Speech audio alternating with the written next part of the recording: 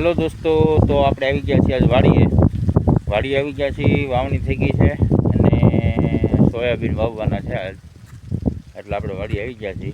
હવે સોયાબીન વાવવા તો ટ્રેક્ટર બોલાવ્યું છે, ટ્રેક્ટર આવી જાય આપણે વાવણી વાવી દેવાની છે। હવે ગારોય છે અટણમાં, પણ કાંઈ વાંધો નહીં, વરસાદની ઊફ સારી છે એટલે વાવી દઈએ, કેમ કે પછી વરસાદ વરસવા મળે તો કાંઈ વવાય ન રહી। આપણું ખેતર છે આ બધું જોઈ શકો છો તમે, આપણી વાડી આમાં વાવી દેવાના છે સોયાબીન।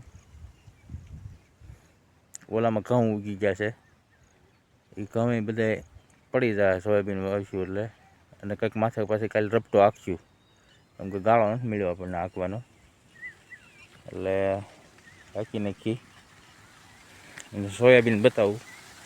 બાસકા આપણે લાવ્યા છીએ ગાડામાં, 2-3 બાસકા તો ઓલા સેઠે જવા દીધા છે, બાકી આપણે સંદડો લઈને આવ્યા છીએ, એમાં લઈને આવ્યા છીએ બિયારણ। એમાં છે આ બધા બાસકામાં બધામાં સોયાબીન છે। હા, સંદેડો છે આપણો,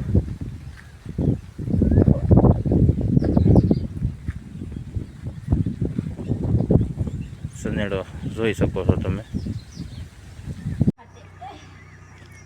આવી ગયું છે ટ્રેક્ટર આપણી વાડીએ, અને જોઈ શકો છો હાલ્યું હવે ટ્રેક્ટર આગળ આવે એટલે સોયાબીન ભરીને કરવું ચાલુ આપણે।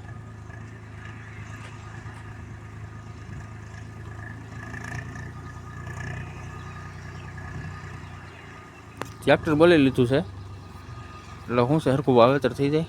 તો કે આપણે સંદેડી વાવી છે ઘણી વાર, પણ આ વખતે એમ વિચાર્યું ટ્રેક્ટર બોલાવી લઈએ। ટ્રેક્ટર શું છે, બધું હરખું કમ્પ્લીટ થતું હવે કામ,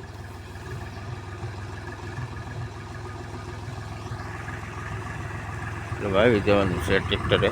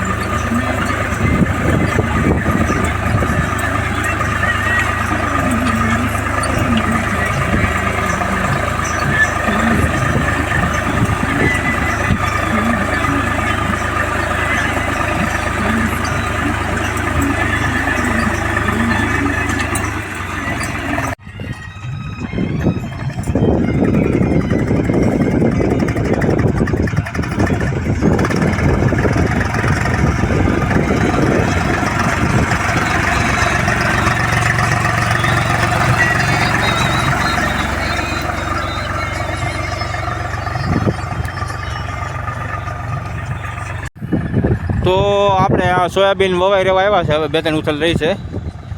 હવે એટલો પટ્ટો રહ્યો ખાલી વાવવાનો, વરા ફારી રહી એટલે વવાઈ ગયા, વાંધો તો ન આવ્યો, જોઈ શકો છો। ઓલા 2 ખેતર વાવી દીધા છે, તો હવે આ ખેતર સહેલું રહ્યું છે, બાકી નાનું ખેતર હમણાં વવાઈ રહ્યા છે। આપણી વાડી છે, હમણાં આપણે સોયાબીન વવાઈ રહે, 2 ઉથલ રહી છે। હવે સરસ રીતે સોયાબીન વવાઈ ગયા છે આપણા, અટાણે વરાપ થઈ, સવારના વાવતા તો સવારે ગારો જણતો હતો, વરસાદની બીકે આપણે વાવ્યું, હવે વરાપ થઈ ગઈ આકલા, એટલે હવે ટ્રેક્ટરવાળાની મજા આવે હાંકવાની, અને હરખું કામે હરખું થાય। જો આ ટ્રેક્ટર હાલ્યો હવે છે।